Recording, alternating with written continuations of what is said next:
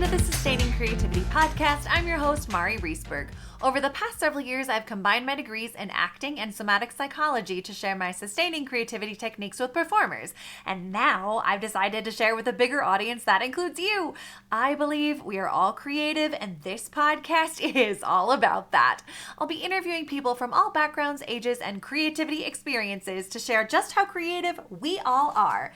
Today, I'll be chatting with Bob Martin, author and meditation mentor. Please enjoy Bob Martin.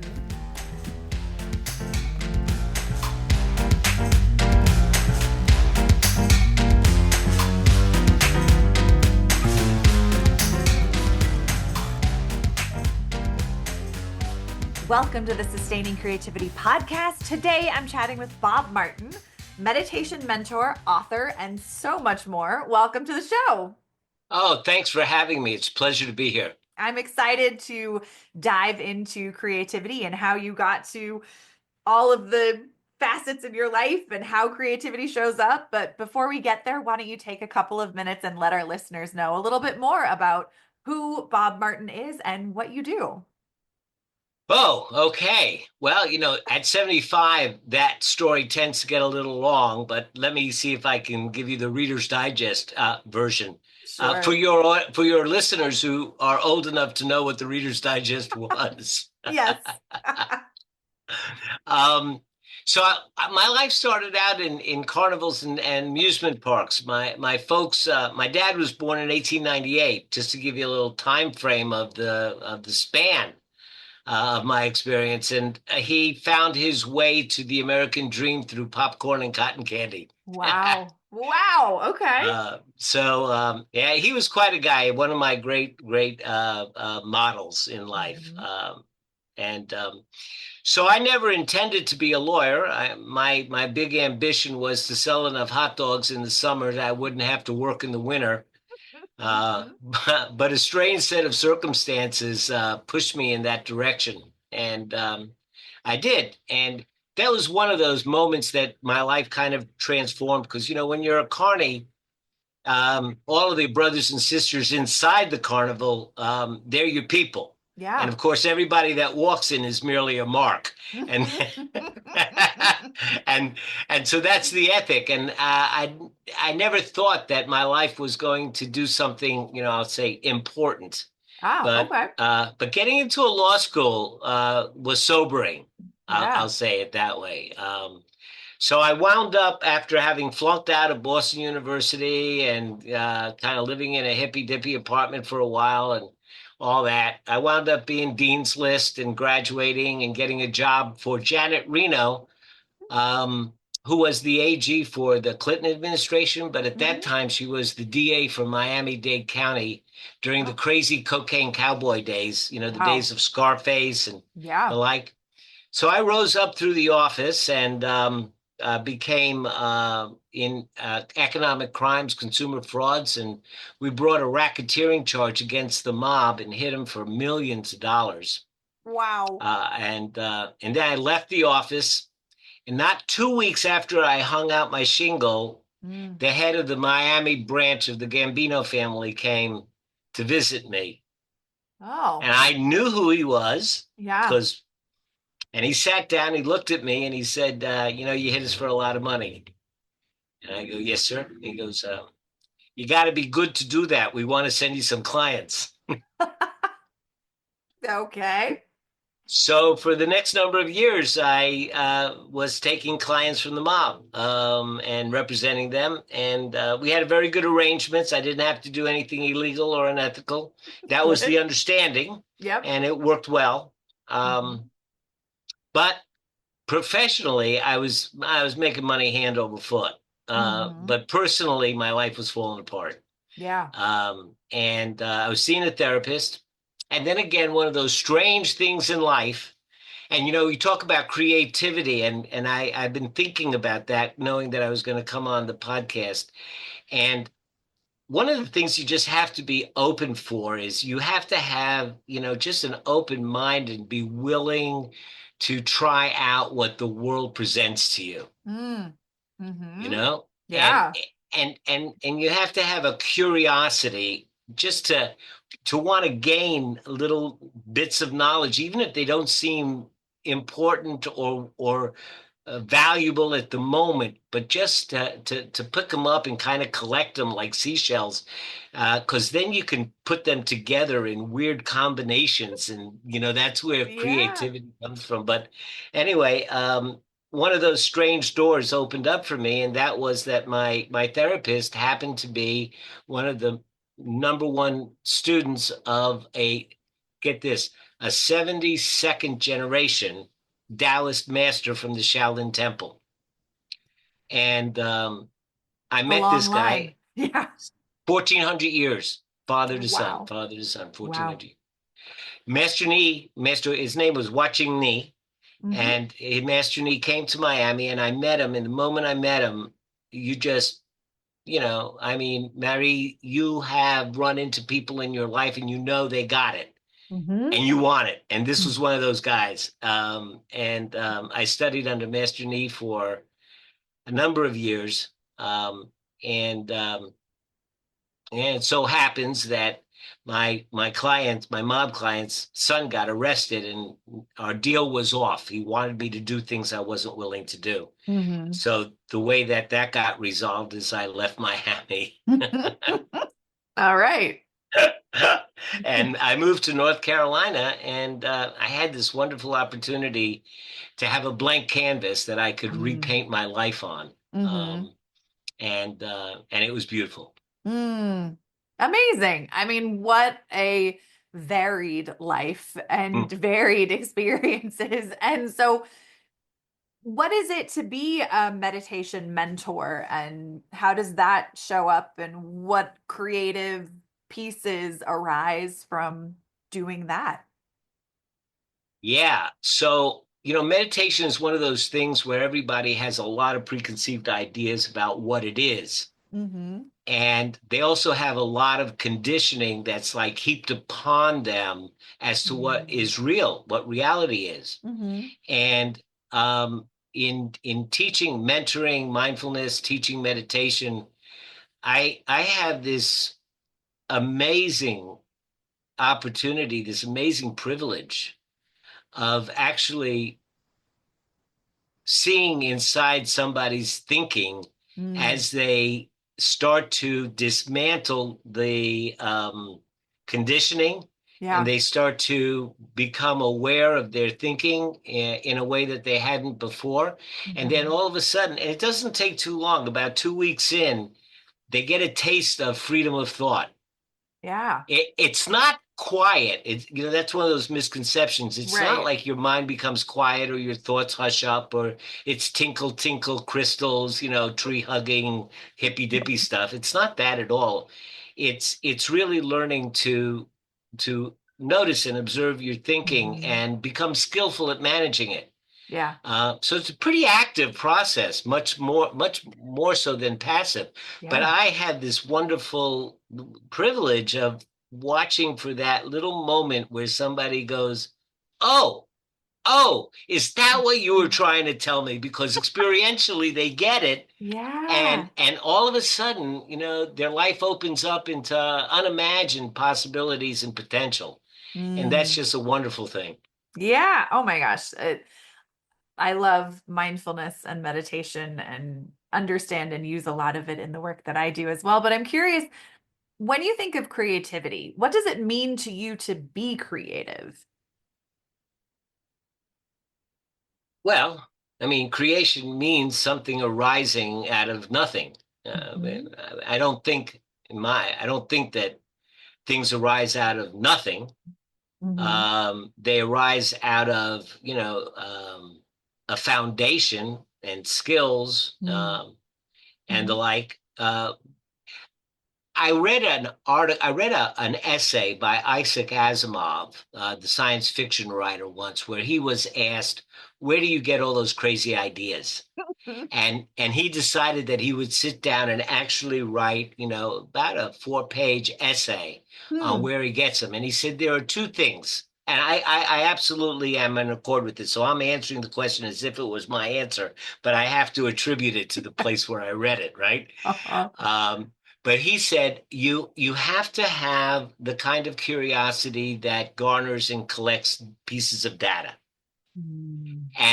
And just because you enjoy it, just because you like it, because you want to know, Yeah. and an open mind. And then you also need to have the particular facility of comparing and connecting Mm. random pieces of data and being able to kind of feel it and sense it when a match clicks, Mm. Yeah. you know? Yeah. Uh, and I think that that was probably the best explanation of creativity, at least for me, because I'm not a painter and I don't draw and I can't sing for anything. A matter of fact, I once sang in a church and everybody turned around and started looking at me with a grimace. So, except for one person who said, "Ring out a joyful noise." There you go. Doesn't matter. but but that was absolutely the best thing because being a lawyer and being a writer and Mhm. being a poet, those that is the truest sense for me of what creativity is. And I teach at the university. I teach two different things. And one, I teach law, Mhm. business law to undergraduates, but I also teach meditation on campus. Mm. But in my business law class, I am so sometimes distressed. I wouldn't say as much as heartbroken, but I am distressed by the pervasive attitude that most of my students have is that I'll learn it when I need to know it. Oh, that's so interesting. Yeah, Okay. and I think it's the result of the internet and having access, because, when I was in law school, in order for us to write a paper, we actually had to figure out which 15 or 20 cases we may need. And we had to go out and pull those books from the stacks and Right. pile them way up here and start, this one's good, this one's no good, But Yeah. today I can just trigger in, a good prompt and I get Hmm. the answer right away.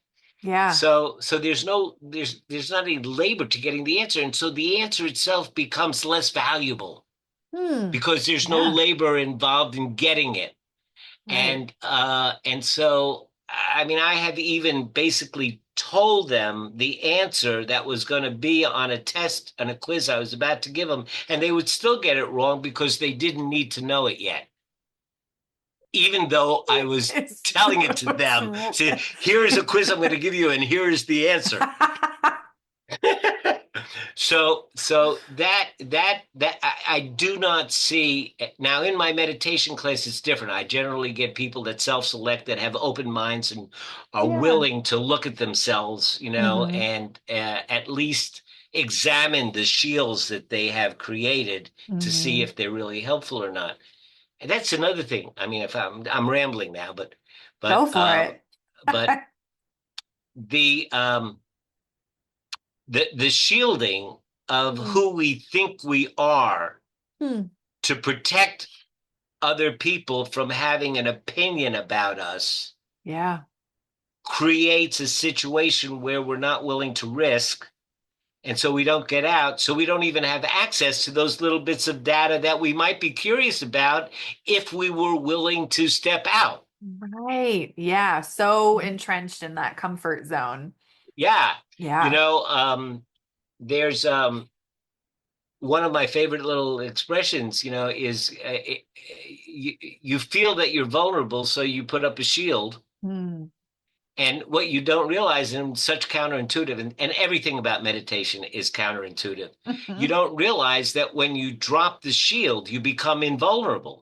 invulnerable, Hmm. because hey, I am what I am, and I is what I is, and what you Yeah. think of me is none of my business. Right. And Yeah. and when that occurs, you know, you have the freedom of movement. The way that I teach that Hmm. is we start out, and there's a certain set of instructions I give, but well, let me just share that. So I say, form an intention to put your attention on your breath. Hmm. And then in 3.5 seconds, your mind's going to wander. And it's Mm-hmm. going to be thinking about whether you left the stove on or what you should have said to that guy and blah, blah, blah, blah, blah. Your mind's going to go nuts. Mm-hmm.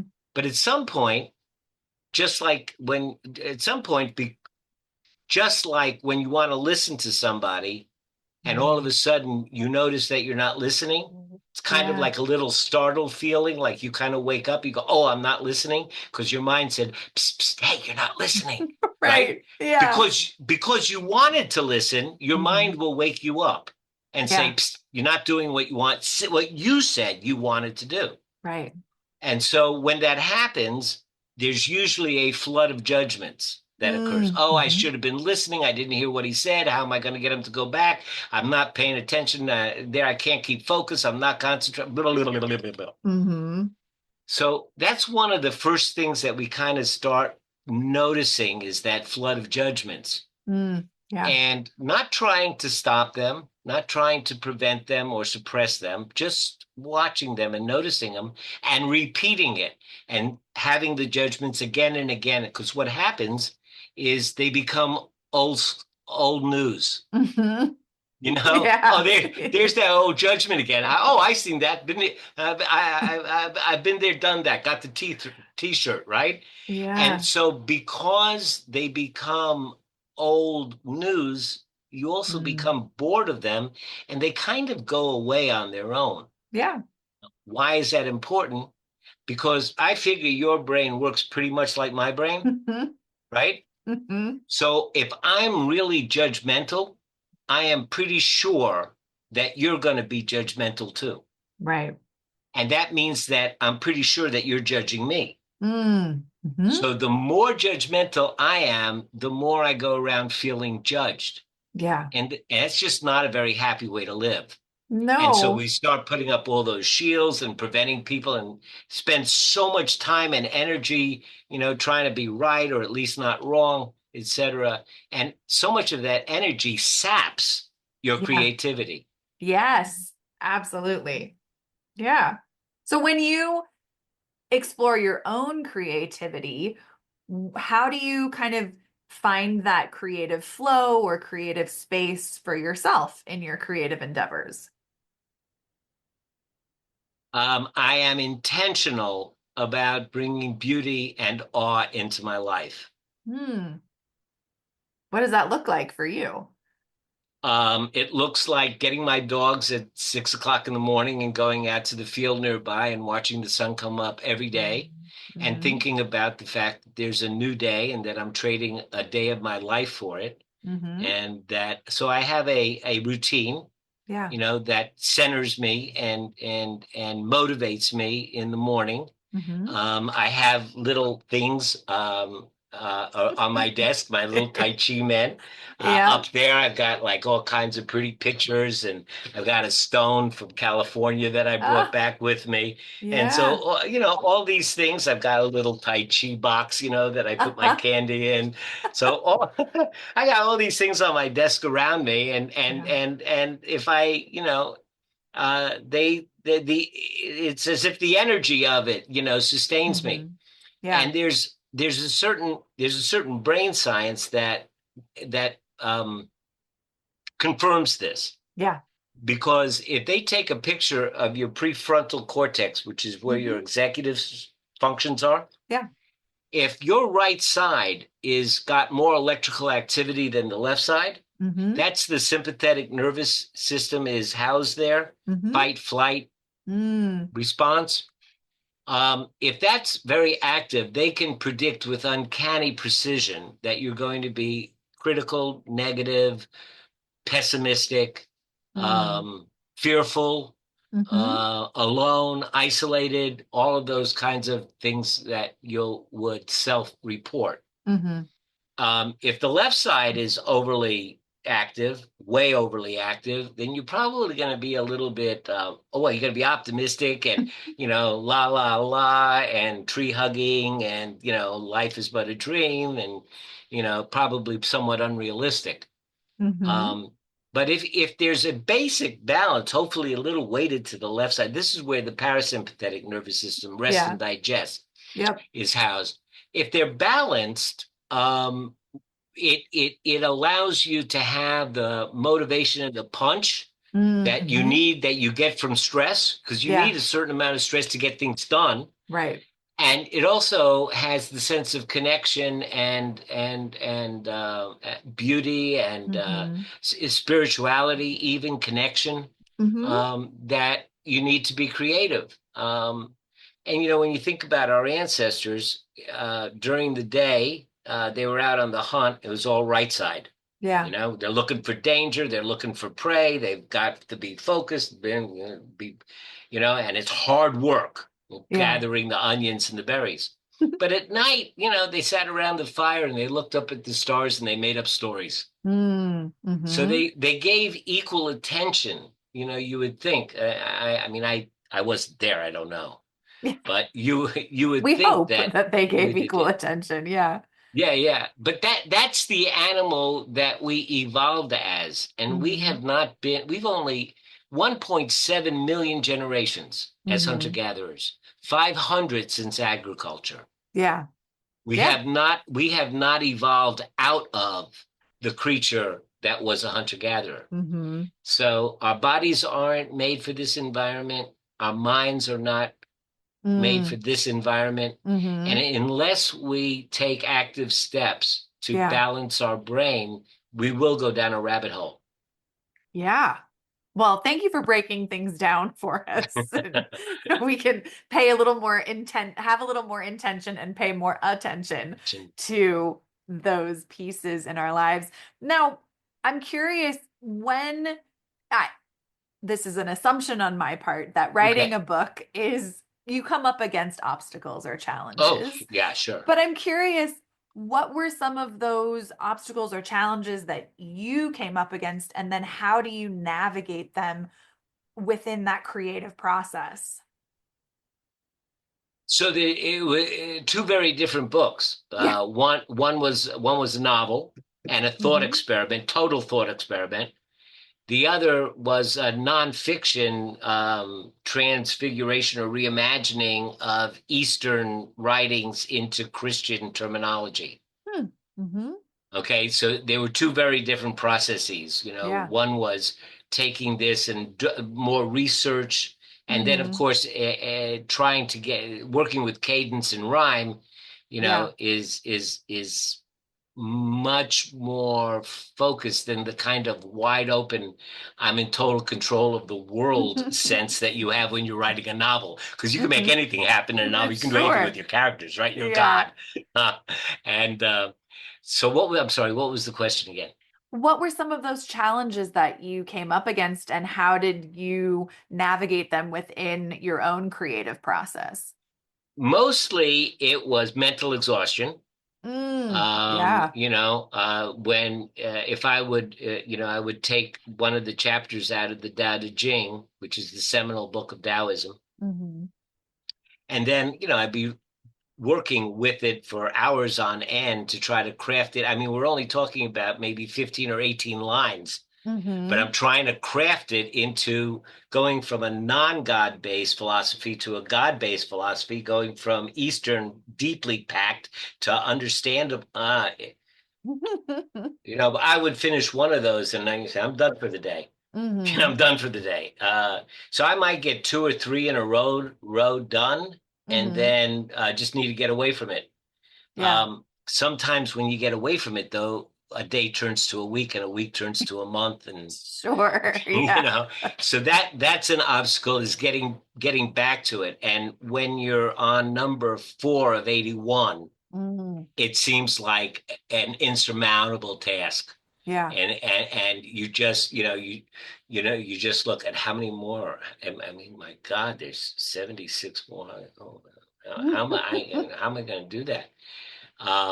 So I think that was the biggest obstacle, that Mm. Hmm. was the discipline and Yeah. the exhaustion, and then the distractions that you have in life and the like. Hmm. And of course, you don't even know what the last part of it's going to be, so you can't really even talk about it with anybody, so everything's going on pretty much internally, you know Yeah. and so it is, it's challenging.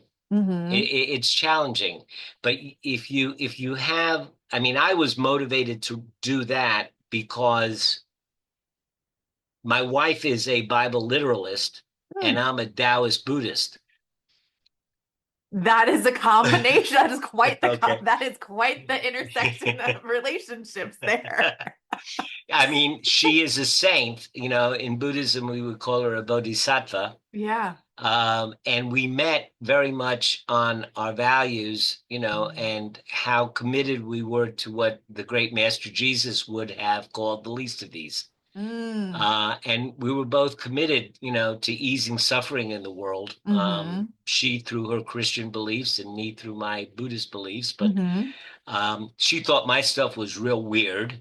Uh-huh. And I couldn't buy her science. The world Yeah. is more than 4,000 years old. Mm-hmm. And yeah, and what about the dinosaurs?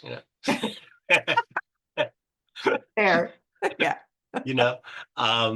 But one day I just, she came home and she told me something that she picked up in church, and I thought of how similar that was to one of the chapters that Lao Tzu wrote, and I went and looked in the Tao Te Ching, and sure enough, it Yeah. was the same teaching, and it made me wonder, like, is there more of this? Mm. So, sure enough, I'd take any at random, I'd take any one of the chapters, and they're only 15, 18, 20 lines. Yeah. And then I'd go to Google and I'd say, what does the Bible say about, leadership? And and Mm. I go, whoa. And not so much in prophets, I found a lot of really good stuff, but also Yeah. just in the teachings of Jesus. Hmm. His teachings and the teachings of the Buddha don't have a hair's breadth of difference between them. Mm-hmm. And so finding the lessons was easy. Then Yeah. reimagining them, is difficult. Yeah. So when you were navigating that mental exhaustion, what did you do? How did you kind of recover mental flexibility or mental attention again?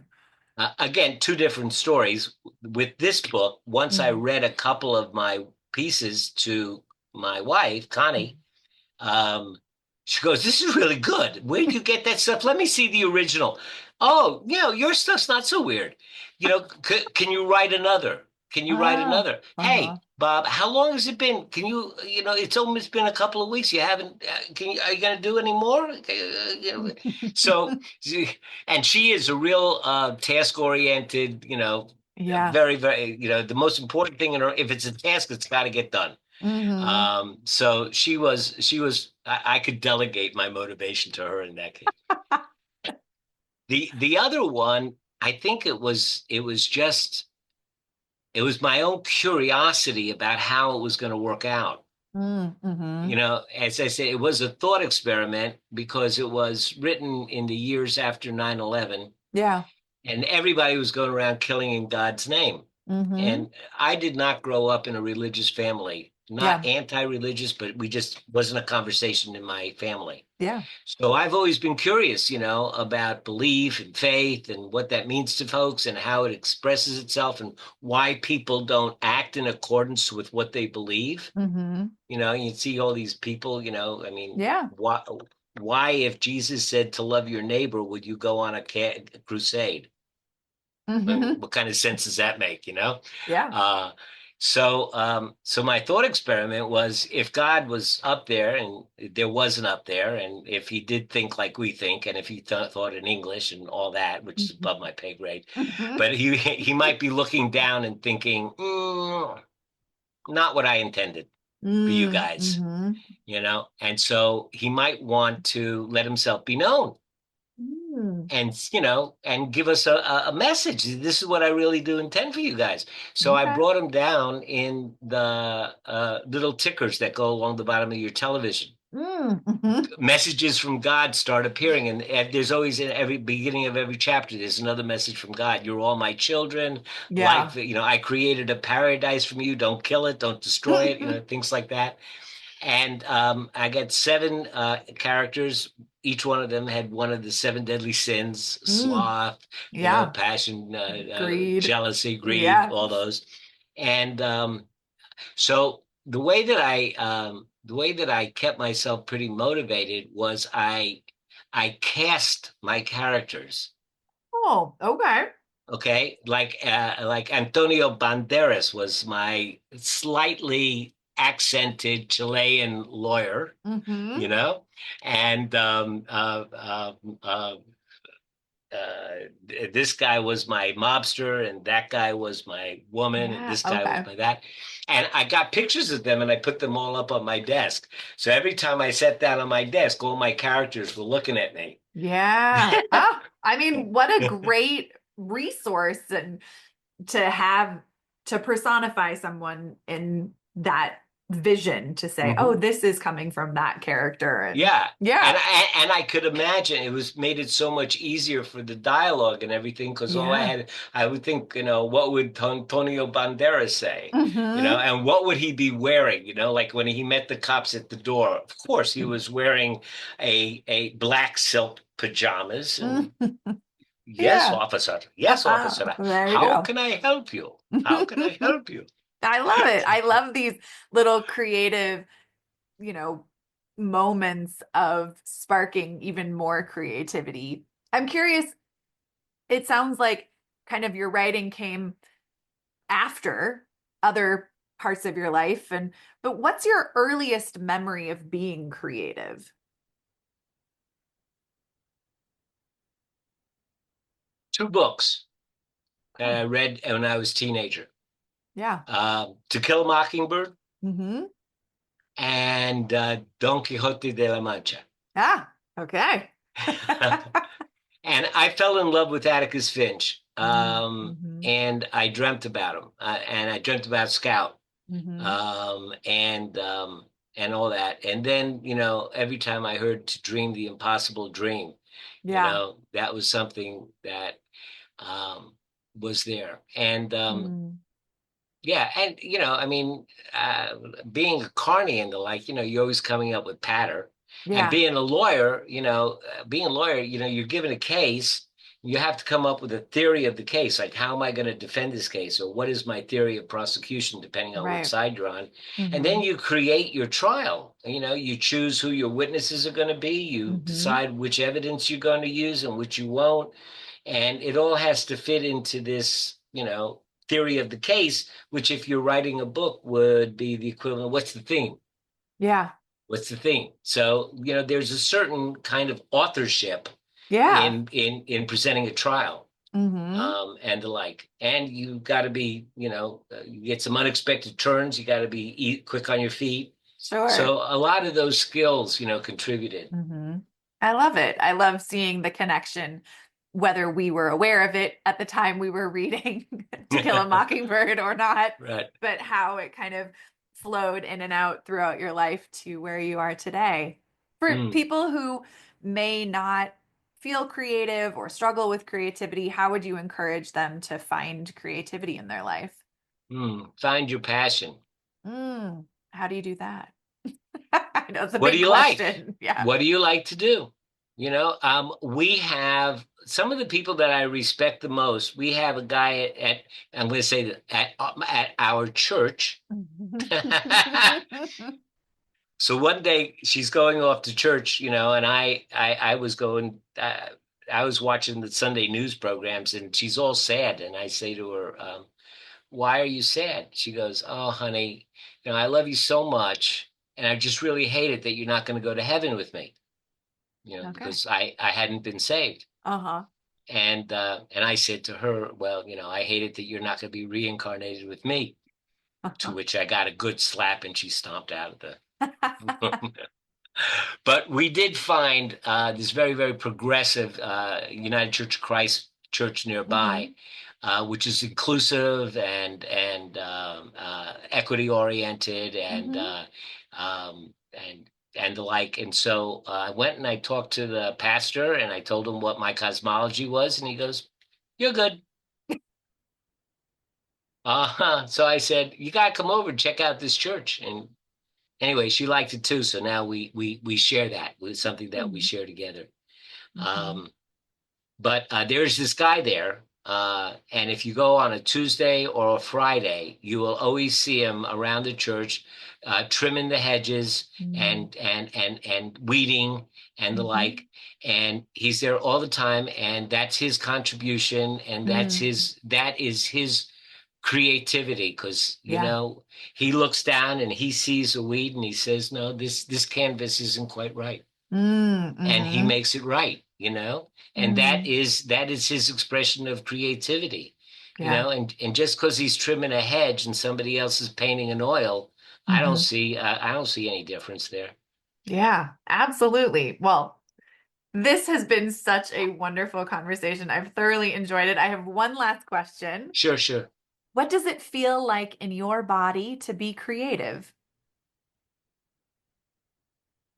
Yeah. It hints at awe. Okay. I love it. Hinting at awe.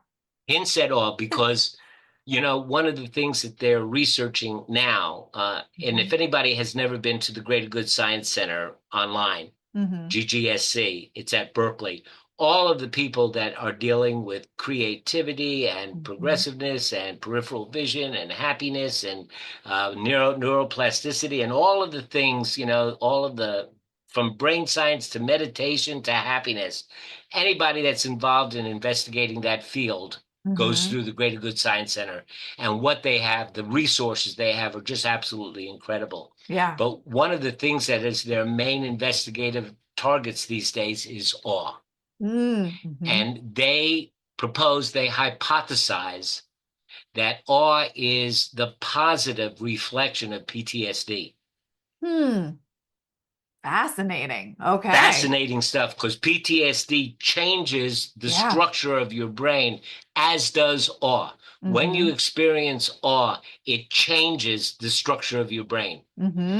Now, it's not as powerful as PTSD because our survival instincts are more powerful than our creative instincts. Yeah. Because first we have to live. Correct. But you can cultivate a sense of awe so that it is more available to you and you feel it more often.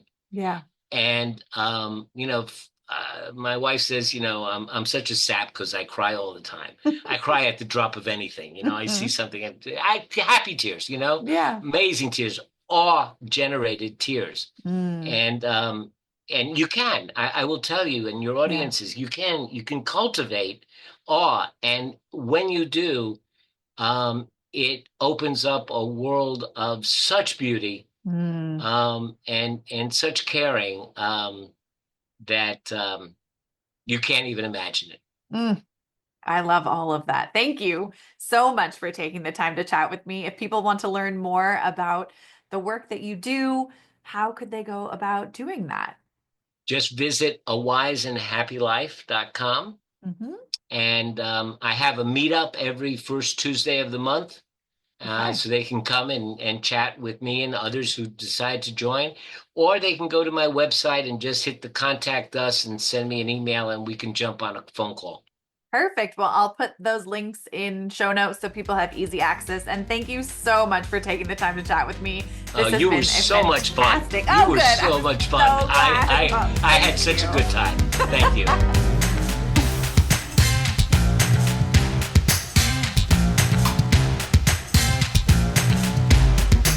Thanks for listening to the Sustaining Creativity Podcast. We'd love to keep in touch, so follow us on Facebook and Instagram.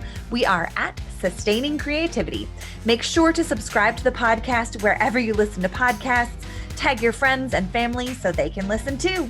We love to hear from you, so leave your reviews, comments, and questions. Check out our website, sustainingcreativity.com, for upcoming offerings and creativity coaching. Tune in Tuesdays for our next episode. And remember, with creativity, anything's possible.